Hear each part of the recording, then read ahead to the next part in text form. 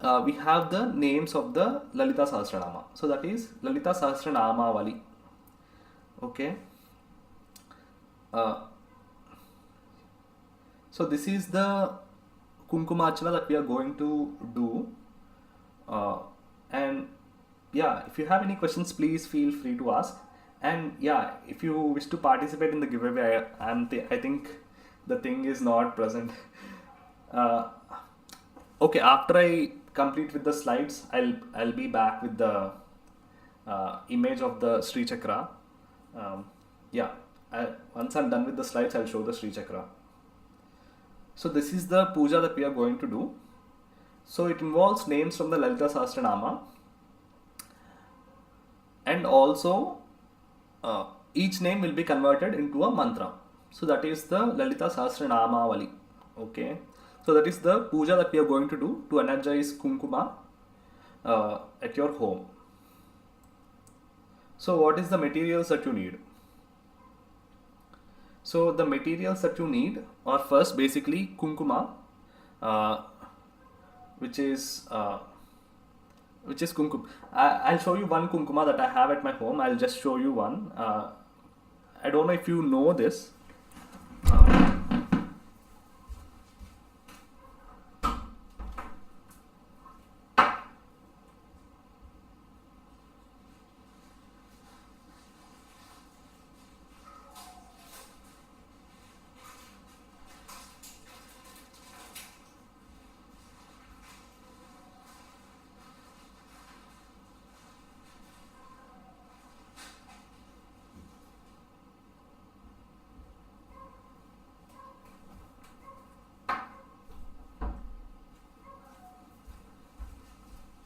Just give me a second.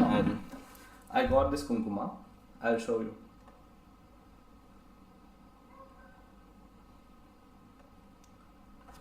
So this is the kumkuma that I was talking about. So this is Meenakshi Talampu kumkuma. What is Talampu? I was in the last live session. I was asking you guys. Do you guys know about Ketaki? Ketaki flower. Talampu, Ketaki. What is it called in Telugu? I forgot. The one that is the flower that is cursed. Let me just Google it. 1 second, I'll just Google it, the name in Telugu.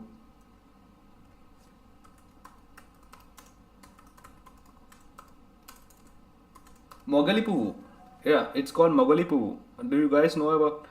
So that has a history to it, but it is still used in the worship of Meenakshi Devi. So Meenakshi Talampu Kumkuma. So if you can get this, well and good, because it has the Talampu Kumkuma, which is it has the essence of the Ketaki flower.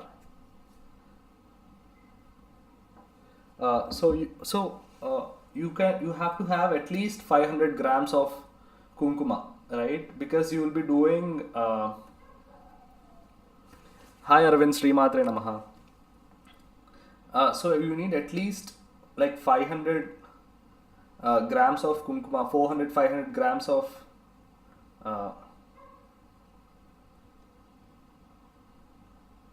You will at least need 500 grams of kumkuma for the whole puja, because you will be taking it in your hand and then dropping it. And yeah, I'm good, Arvind. How are you? I'm just explaining a puja vidhanam to do Lalita Sahasranama Kumkumarchana, Lalita Sahasranamavali Kumkumarchana. I'm just explaining the steps to do it.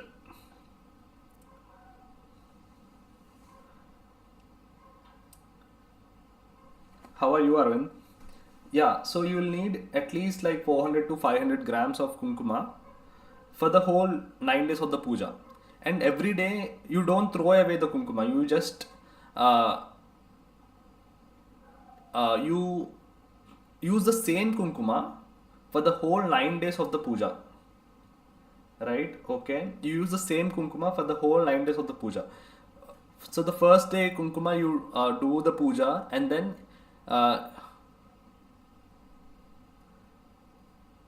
I'm good to Arvind. You can stay. Don't have to get. I have some slides.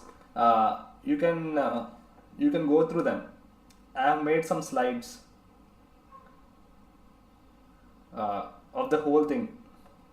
I have shared the slides. I'll also like get Nightbot to share it. 1 second.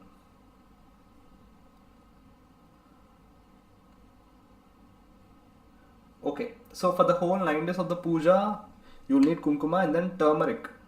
So turmeric, you'll need turmeric to prepare the idol of the deity. Okay, you'll need turmeric to prepare the idol of the deity in the form of a linga. Right?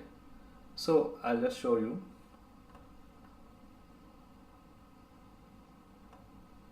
You prepare only of the size of your thumb. That's the size of the idol that you have to prepare using turmeric. Not big, not small. Just this much. Just the size of your thumb. It should be the size of your thumb. Nothing more, nothing less. Okay. That's the size of the turmeric idol that you have to prepare for the puja. And you have to place it on a betel leaf. I have the whole puja set up in the slides. Second thing, turmeric. Third thing is the betel leaves on which you place the turmeric idol. Make sure that the betel leaf is pointing towards you rather than away from you. You make sure that the betel leaf is pointing towards you. I have the whole setup here. Okay. You can see in this image, right? The betel leaf is pointing towards you. You have a thumb-sized turmeric linga, and there is a brass plate, so that when you do kumkumarchana, the kumkuma falls into the brass plate. And then you place this brass plate on a red cloth. Okay, you place this brass plate on a red cloth, and then this whole setup you can place it at an elevation that is comfortable for you. You can place this whole setup onto some stool or some bajot table that you have at your home. You can place it at an elevation that is comfortable for you to do the puja. Okay, you can if you have nothing here, then you can place it on the ground. That is fine, but on the cloth, not the brass plate on the ground. You should have a cloth in between, right? Okay, that is also fine, but do not place the brass plate itself on the ground. Place it on a cloth, then you can place it on the ground if you don't have anything else, right? So you can place this whole setup onto at any elevation that you want, so that it is comfortable for you to do the puja, right? So turmeric idol, betel leaf, brass plate, and a red cloth. So those are the first four first four items in the list of items. And the fifth one and the sixth one is an oil lamp,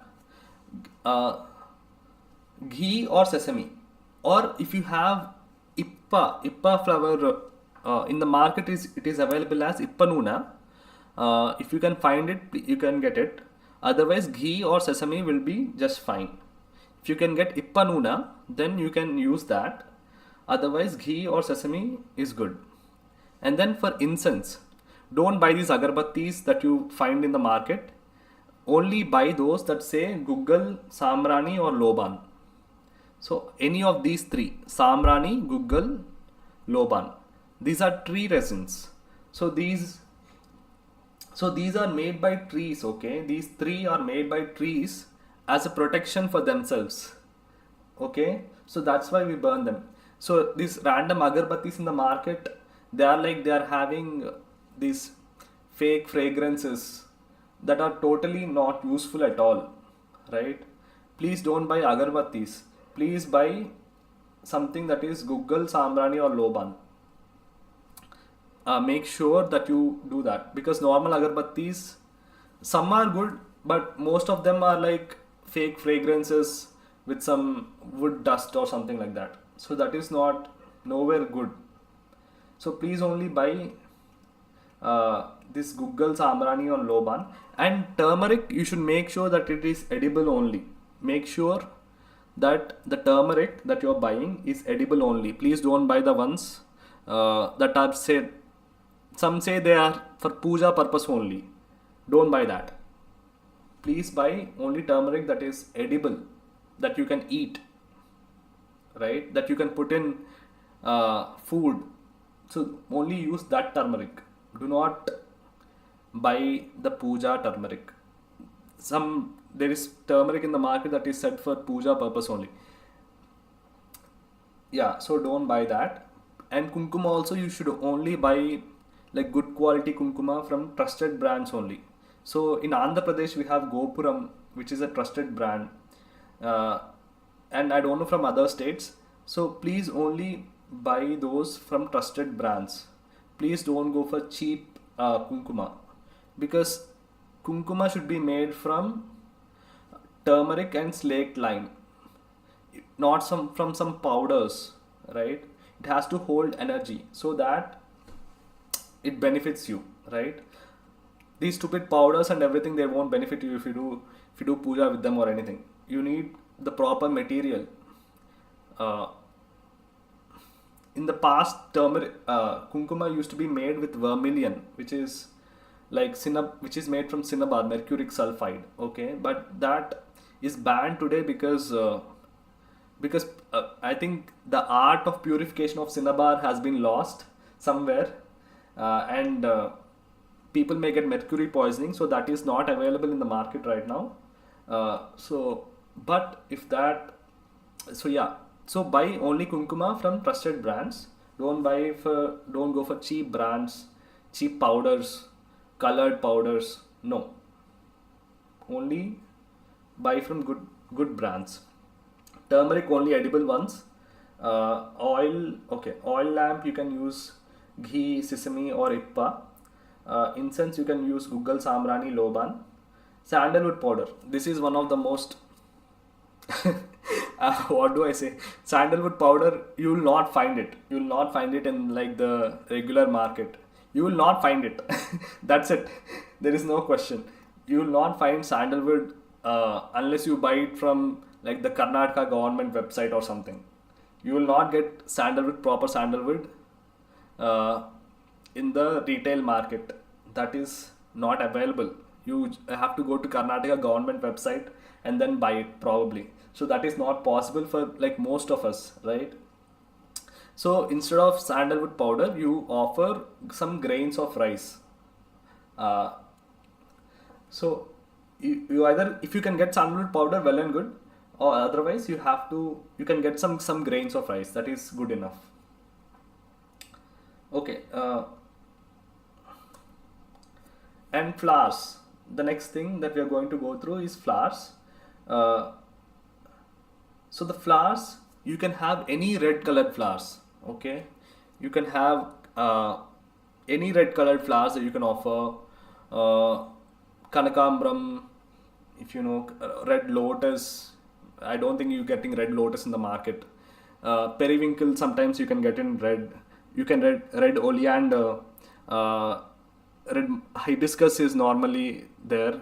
You can use any red colored flowers, or you can use oleander, which is ganer. This is also available in the market, or you can find trees around you. Oleander, ganer, you must be knowing that. Lotuses you can offer any colored lotuses, doesn't matter. And any fragrant flowers, right? Jasmine,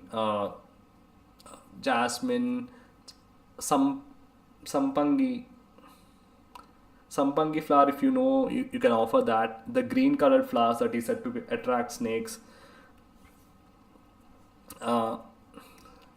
Any flower that is fragrant, you can offer it. Or any red flower, or oleander, or lotus. Or if you cannot find any of these, any normal flower is also fine. But these are little better compared to like normal flowers to get the blessings of Devi.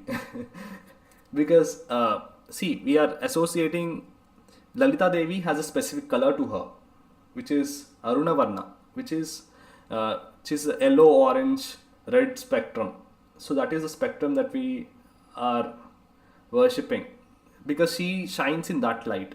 And so there are some specific flowers and specific foods uh, that gives us more blessings. Okay, so there is something like that. So that's why I'm specifying some kinds of flowers. Otherwise, if you don't have that, you can offer any flower, that is fine.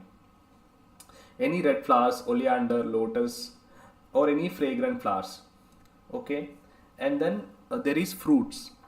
I mean, any food offering. Food offering can be anything. It doesn't really matter. If you can find red colored fruits like pomegranates, that is well and good. Otherwise, any fruit is fine. If you have food offering like pulihora, dadyojanam, payasam, sweets, that can be offered. And then we have two optional things: camphor and and ghanta. Ghanta is a bell. So those are optional, but you can have them. Uh, if you have them, you keep them. Otherwise, you don't need them. So this is the puja setup. Uh, the puja, you start by creating a linga shape with turmeric. So why a linga shape? So that question some of you guys might have, right? Do you guys have this question? I hope somebody has this question. Or are you guys, why this shape specifically? If anybody asks, I'll answer. Otherwise, I won't answer. uh, you create a linga shape with turmeric, and as shown in the image, you can see it in the image, right? You create a shape like that, which is the size of your thumb size, nothing more, nothing less. Small thumb size, linga shaped idol. That's all. And and you make the setup like this. You place the small term kumkuma dot. You can place it after you light the lamp. I'll come to that later. You create this idol of turmeric. Place it on a betel leaf. Make sure the betel leaf is pointed towards you. Keep the betel leaf and the turmeric idol on a brass plate, and place the brass plate on a red colored cloth. So that is the whole setup of the puja. And you can place this at any elevation that you want, based on your comfort.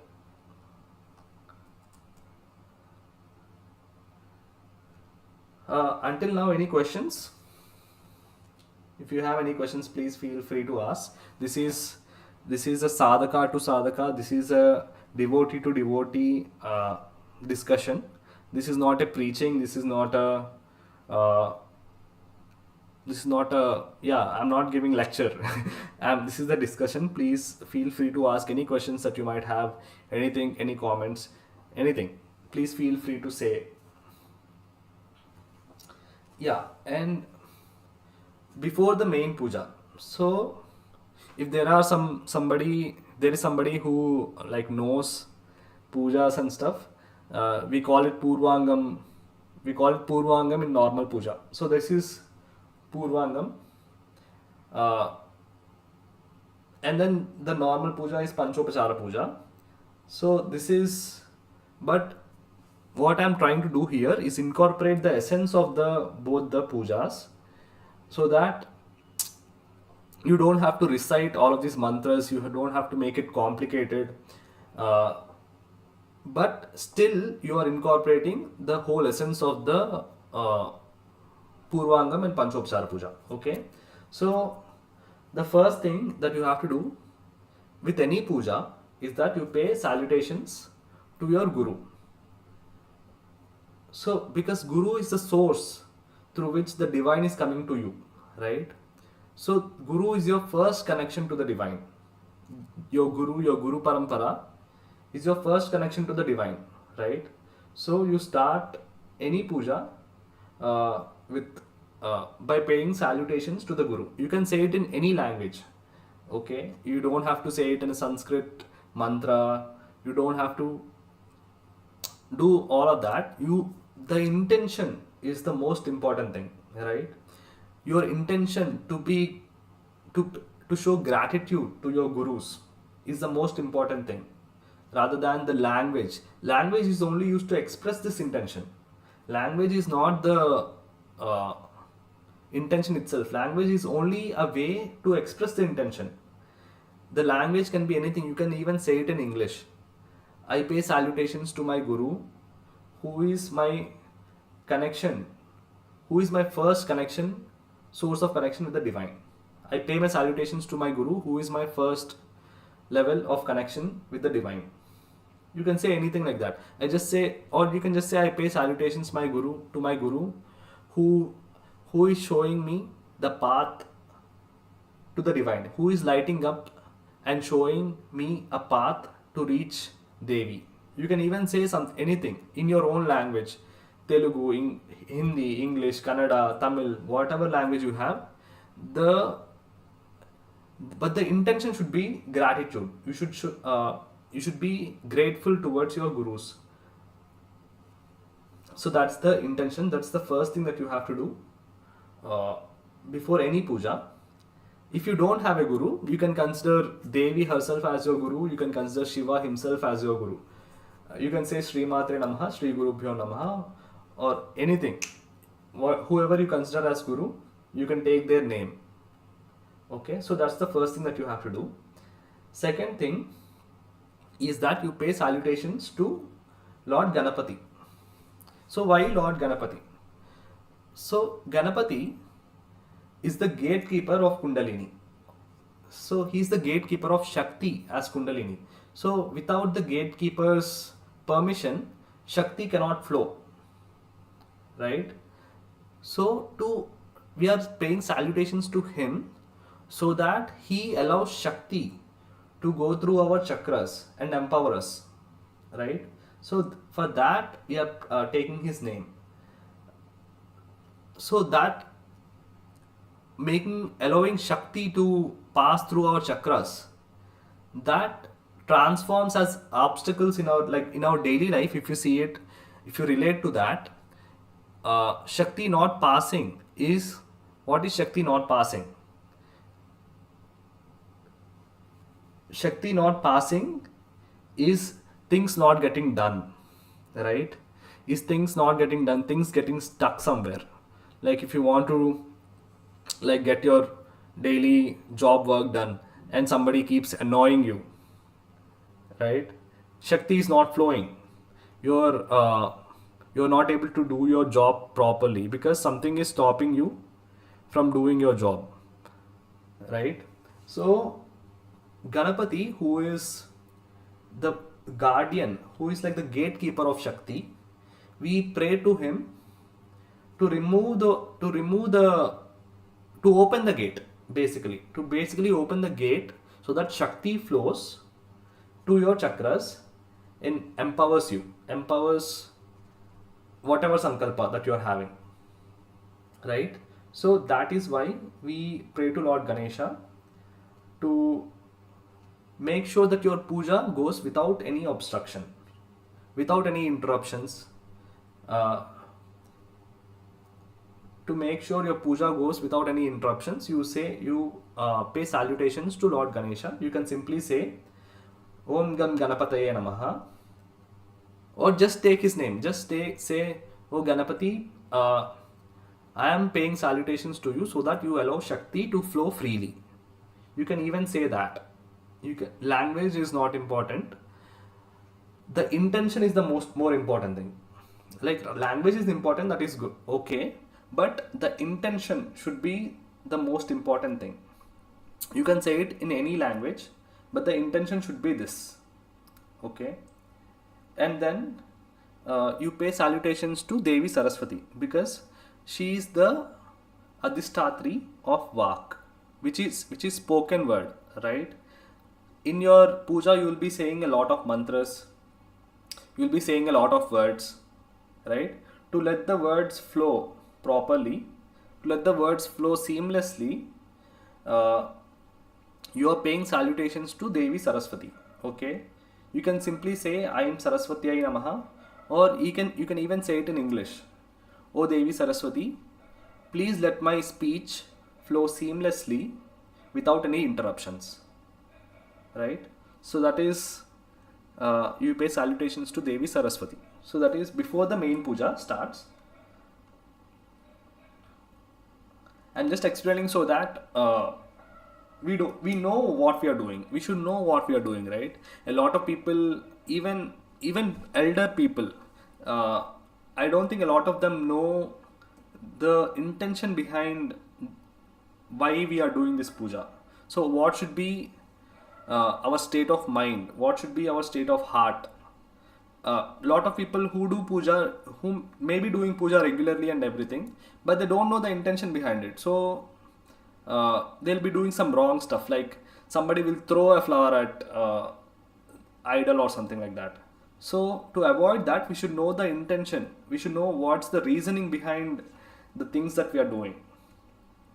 Otherwise, sometime or the other, something people might do wrong, right? We should know what's the reasoning behind everything that we are doing. We should know the intention behind why things are there, things are what they are, right? Knowing the intention and knowing the reasoning is very important, so that we don't do mistakes during our pujas. And that is also important because we should not be scared of doing puja, right? Let's say somebody says you have to do puja like this, and if you don't do it like this, Devi will get angry at you. She will put a curse on you, whatever. So let's say somebody says like this, then that is very scary, right? That is like so horrifying. If I do one single mistake, then it is an apocalypse. So that should not be the case. We should know the intention. We should know the reasoning behind whatever puja that we are doing, so that we are not scared of the puja, and we are not doing mistakes ourselves. So that is my goal in explaining everything that we are doing, so that we are not scared of doing puja, and we know exactly why we are doing. So if we know the reasoning behind like doing this puja, I mean, even the young people, lot of young people, like parents complain that they are not doing puja, they are not very devoted, they are not doing puja, they are not sitting for puja, they are not reciting any shlokas. If you have complaints like this, you have to give them reasoning behind why you are doing what you are doing, right? Without the reasoning, nobody is going to come and do puja just for the sake of it. They'll just do it to please you, and then they'll stop it. But we should know the intention behind doing the puja, so that we know exactly what we are doing. Otherwise, a lot of things like fear, a lot of things like fear of doing mistakes and unwillingness, it comes without all of this knowledge, right? To remove all of that, I'm just explaining every step why we are doing what we are doing. Yeah.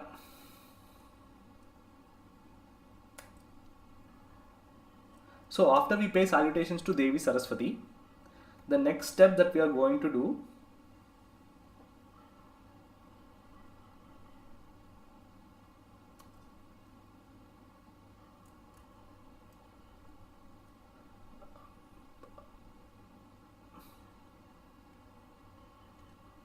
just give me a second, one of my slides is gone.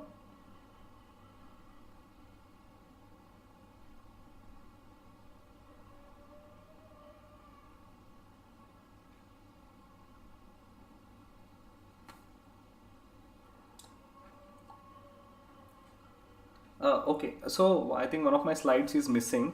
I'll just explain to you what the next steps is. You can download like these slides after I'm done with the presentation. Until then, please just listen, and just you can download it later. One of my slides has gone.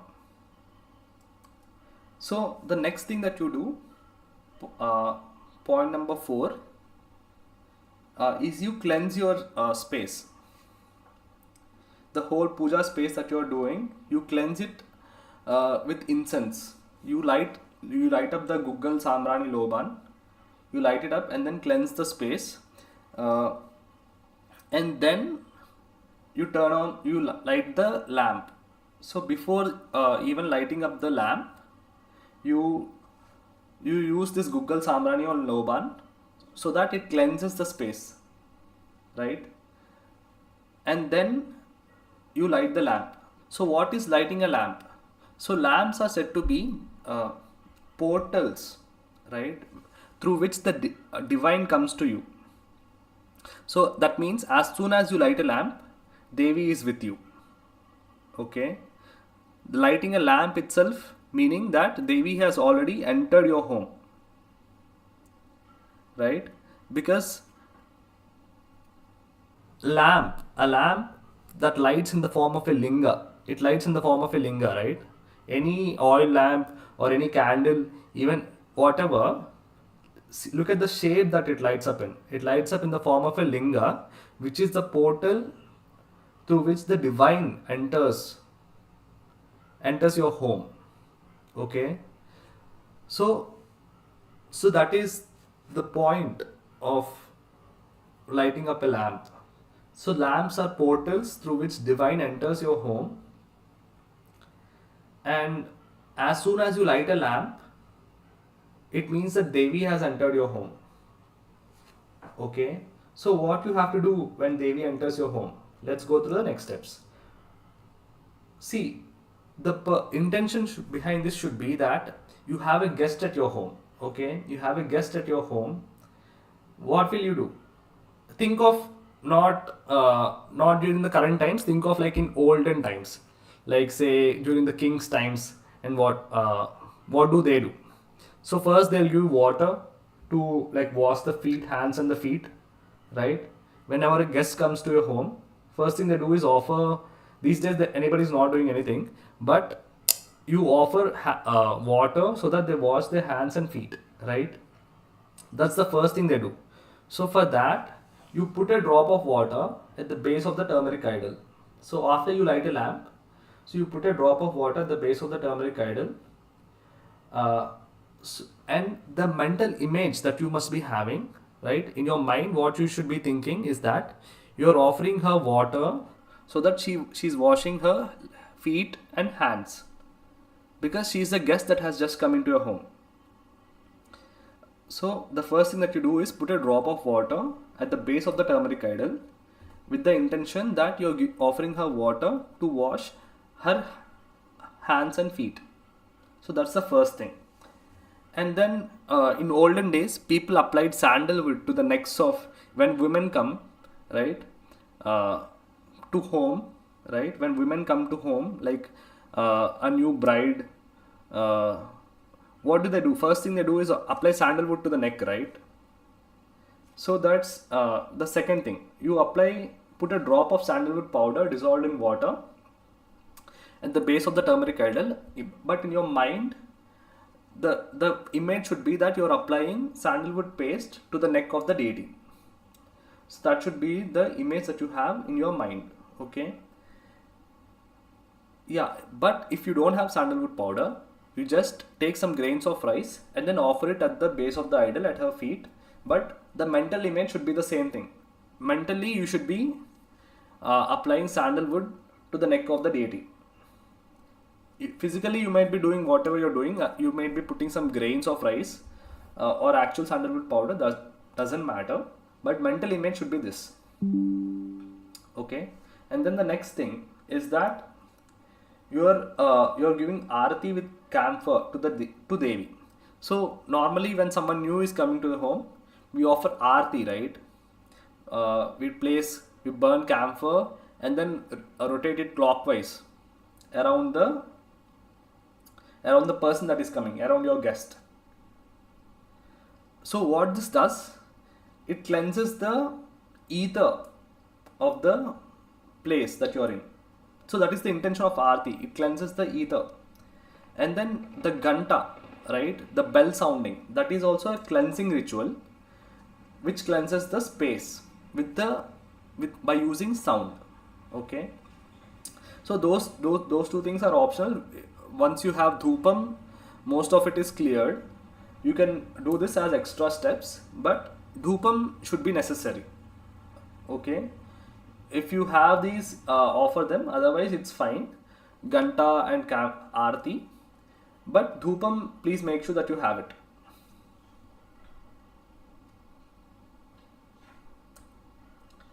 And then after you're doing all of these upacharas, Devi is comfortably sitting, and then you offer her your food offering, which is any fruits or any food offering.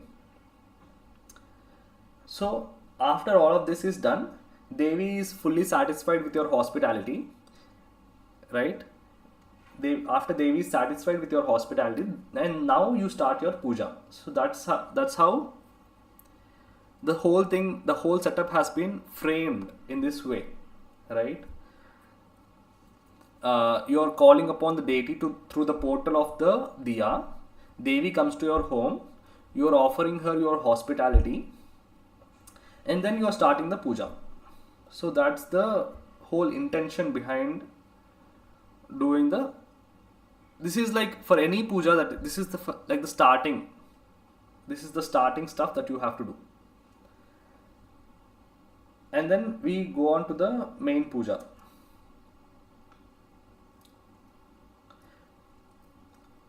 Yeah, so before we start the main puja, you sprinkle some turmeric water around the place where people are sitting in the puja space, with the intention that you remove any negativity around the space. Okay, you have that intention in your mind and sprinkle some turmeric water around the puja space, thinking that that water is removing any negativity that is still remaining in the space. Okay,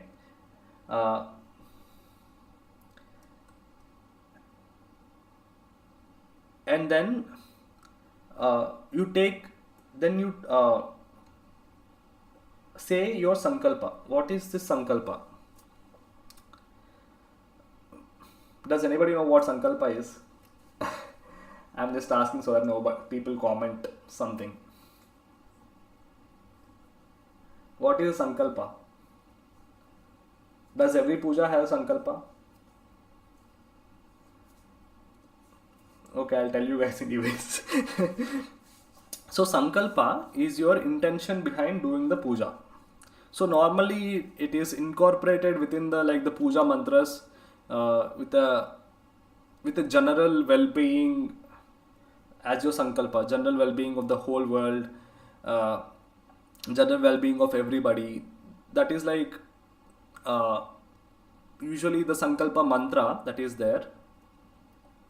That incorporates the general well-being of everybody.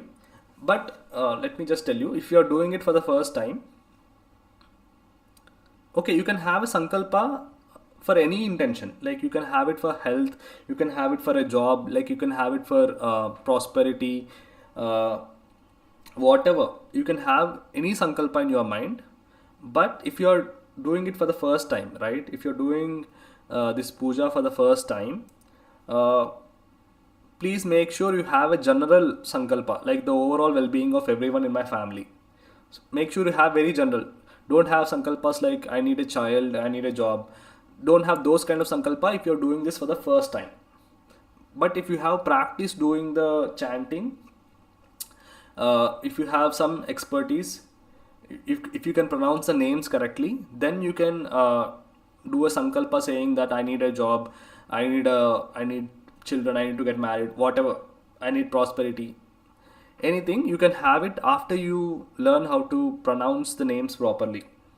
But before that, make sure you have a very generic sankalpa, which is overall well-being of everybody in my family, something like that. So how do you express your sankalpa to the deity? So there are several ways of expressing. One way is to hold a flower in your hand, because flower is a symbol of desire, right? A flower represents a desire of a plant to propagate and to make new life. So you hold a flower, which is a symbol of desire itself, and while holding the flower in your palm, you can do it in your mind or you can say it outside. Either is fine. You tell you think about like what is the intention behind doing this puja, like overall well-being of my family. You think about your intention of doing the puja, and you place this flower at the base of the idol. At the feet of the deity, you place this flower and expressing your intention behind doing this puja, right? So that is called a sankalpa. Uh, yeah, and once again, if you are new to chanting and if you are like don't know how to pronounce the names properly, please only use a general sankalpa, like overall well-being of everybody, like overall well-being of the country, something like that. Please do not make it like very specific sankalpa. Please make it generic if you are new to chanting. Okay. Next thing. Yeah. So the next thing that so this is something that I would recommend that everybody, at least during the Chaitra Navaratri, you imagine yourself and the whole puja room filled with golden light, bright golden light, like that of the sun, right? The sun rays, bright golden sunlight. You imagine yourself and the whole puja room being filled with this golden light that is forming like an aura around you and the whole puja room, and people might be sitting, it surrounds like a field of protection. You just imagine this light around everybody, right? Filling the whole room, filling the whole puja room, and filling yourself as well, filling both yourself and the puja room. So the light is entering from your head, from the top of your head into your body and filling your whole body with this bright golden light like that of the sun, right? And then you start doing your puja.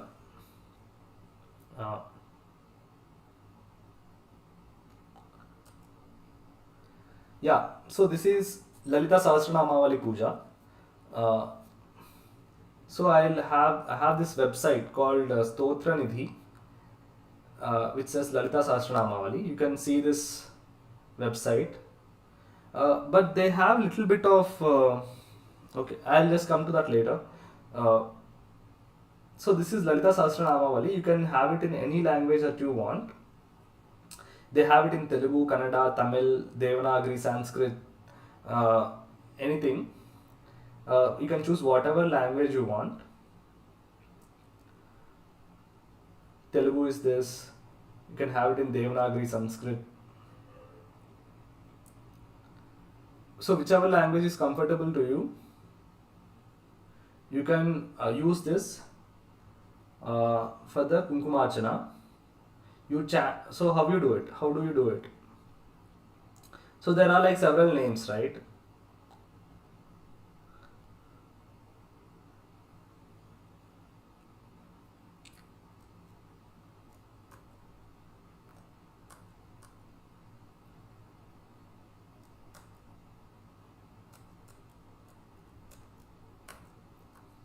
Yeah, okay. So let's go to the Lalita Sahasranama Stotram.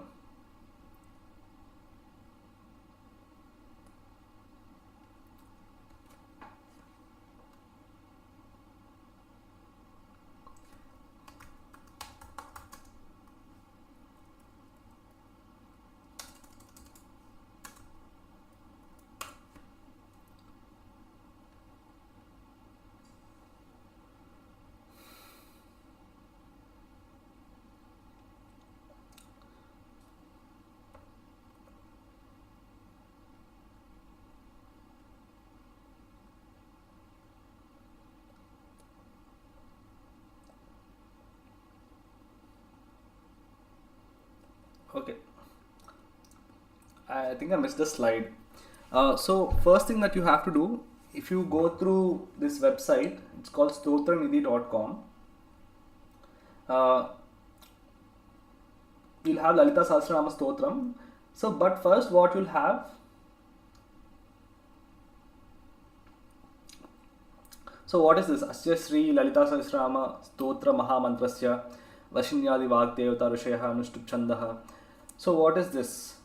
Does anybody know?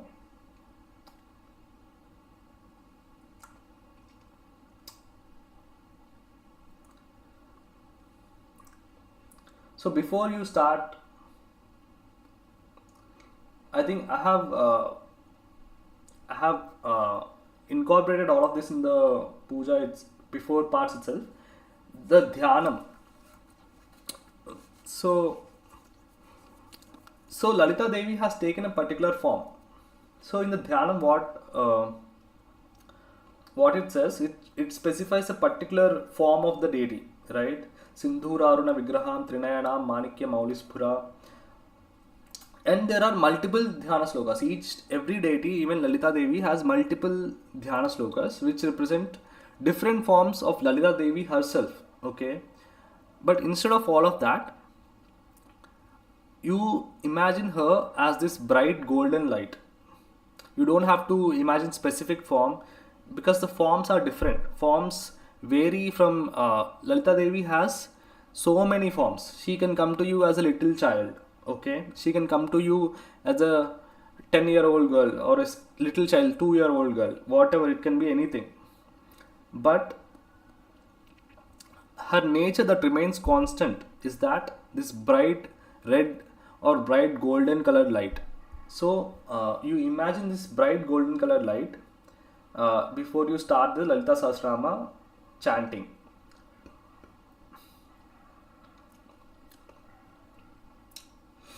Yeah, and you chant each of these mantras. Om Shri Matre Namaha, Om Shri Maharagniye Namaha, Om Shrimat Simhasneshwarye Namaha. And you go that's how you start it, and then go all 1,000. Okay, this is again, so this is where the main part of the puja comes, right? You have to be able to pronounce the names properly. Please don't worry about pronouncing the names properly, right? Please try the best as you can. Try to whatever extent possible for you. You try to pronounce the names properly, but don't be afraid that Devi will get angry at you. Nothing like that is going to happen. She'll just hold your hand and make sure you walk the correct path the next time. Okay. So next we'll go to what you do after all of this happens, right? After you finish chanting 1,000 names,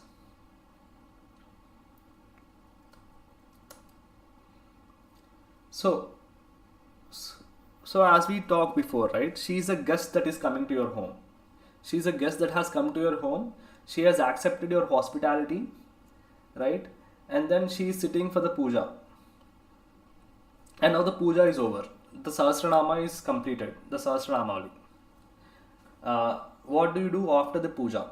So, first thing that you do is you apologize for anything that went wrong with the hospitality or with the pronunciation of the names, and ask her for forgiveness for any unintentional mishap that has happened. You don't have to chant any stotram. You just have to say in whichever language you know. You just say that you are sorry for any mishappening that has occurred. If you are able to if you mispronounced any names, please forgive me for doing that. You can say it in any language that you know: English, Telugu, Hindi, Sanskrit, Kannada, whatever language you know. You can ask her for forgiveness for any unintentional mishappening that has happened. Okay, and then after the puja is over, what do you do? So you have this turmeric idol. It will be filled with. Just give me. I'll close this. This is over. So you'll have like this turmeric idol, right? You'll have this turmeric idol that is filled with a heap of kumkuma. Because of the 1,000 names, each name you'll be adding kumkuma, and then it will become a heap, right? After the diya puts off, right? In Telugu we call kondekkindi. after the diya puts off, you remove the mini turmeric idol that is there from the kumkuma, and then you dissolve this kumkuma, because okay, I forgot one more step. You After you apologize, you bid farewell to Devi. You did not say bye. Please don't do that. So after you apologize, you bid farewell to Devi and ask her to return to her original abode. Okay? You ask her, please return to your original abode and please come back whenever we ask you, whenever we request that you come. But until then, please return to your original abode. You bid farewell to Devi. So now Devi is gone to her original abode, and then this kumkuma, then this turmeric linga is remaining. After the diya puts off, you take this turmeric linga that you made as the idol of Devi. You dissolve this linga into water, and you can take some as tirtham. You can drink a little bit. So give it to your family members, because it is a very small linga that you will make, this much, this sized, right? You dissolve it in water and take some as tirtham, and you can, if it's remaining, you can put it under a tree, right? Otherwise, tirtham itself, I think if you have at least 2 or 3 people, the tirtham itself will be okay. Or you can even put it in your bath water.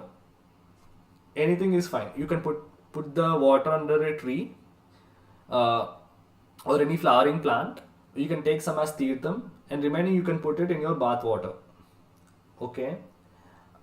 And then this kumkuma that is remaining, you will reuse it for the next day's puja.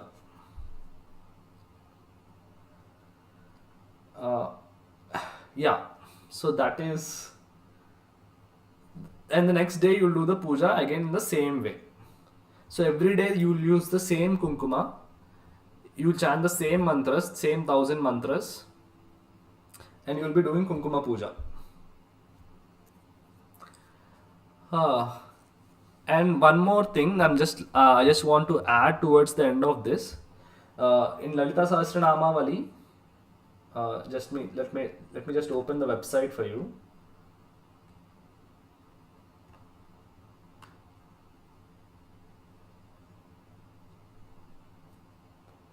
See, we have here Om Shri Matre Namaha, right?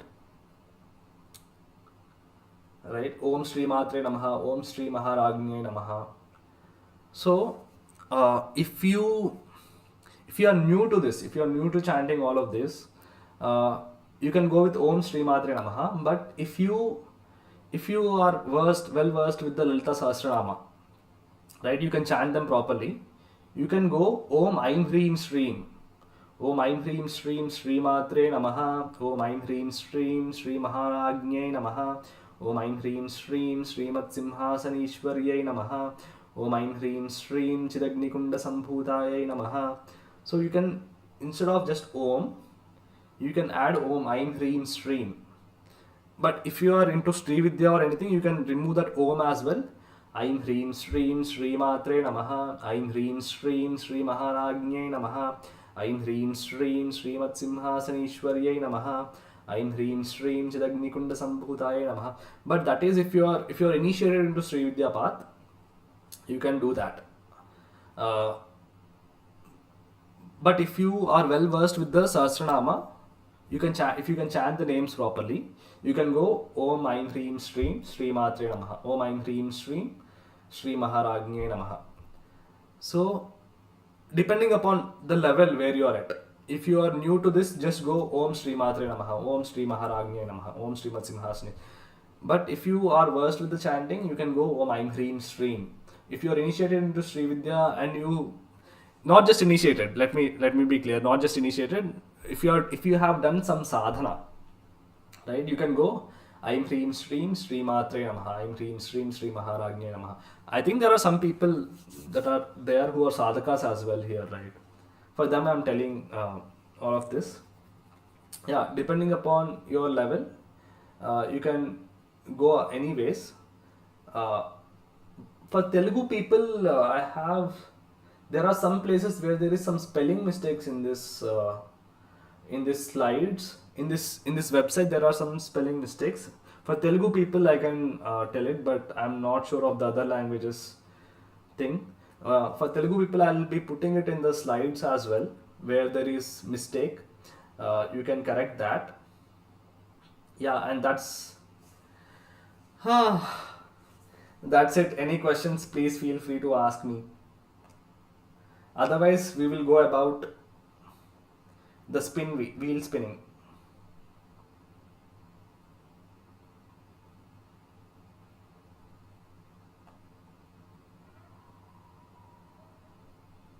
Any questions? Is anybody here, or did I say it to the or did I say it to the ghosts? I'll just see if there is any more participation. I don't think there is. But yeah, but I'll be announcing the winner right now. Wait. Let me add the bindu. Let me add the bindu to this Sri Chakra.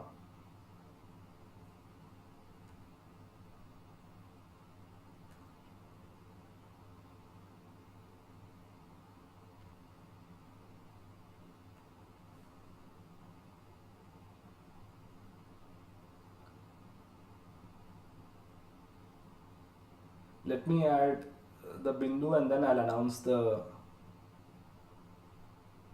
I still have the same people. Yeah, I have Palika Shetty as well. 1 second.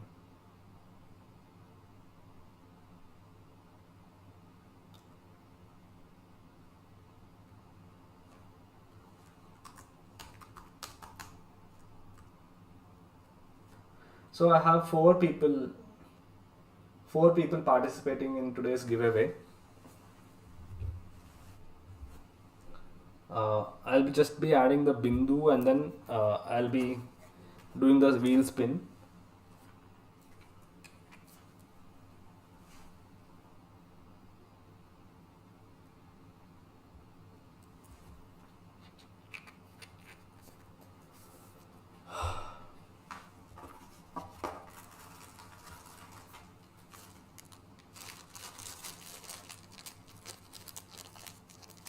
Oh my god, it's already late.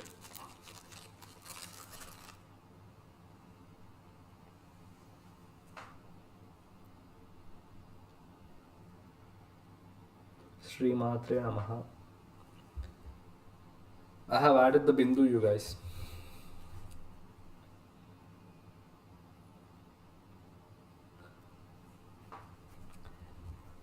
Yeah, I have four people who are participating.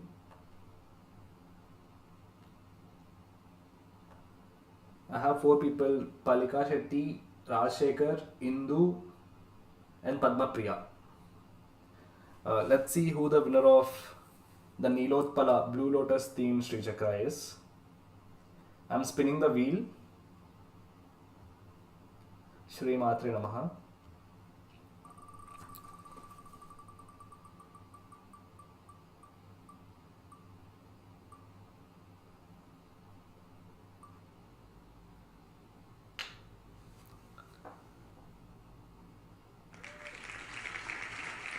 Palika Shetty, congratulations. Are you here? Palika Shetty, Sri Matre Namaha. Are you here? I don't think anybody is here. It's already late. Thank you so much. Palika Shetty, congratulations. Sri Matre Namaha. You have won the Blue Lotus themed Sri Chakra. Congratulations, Palika Shetty. You have won the Blue Lotus themed Sri Chakra. I'll send out an email to all participants. Regarding who the winner is. And Palika Shetty, I'll send you an email so that you can provide me with the address details. It's already late, I guess. Yeah. Let's end today's stream with a slokam from Sri Suktam. Om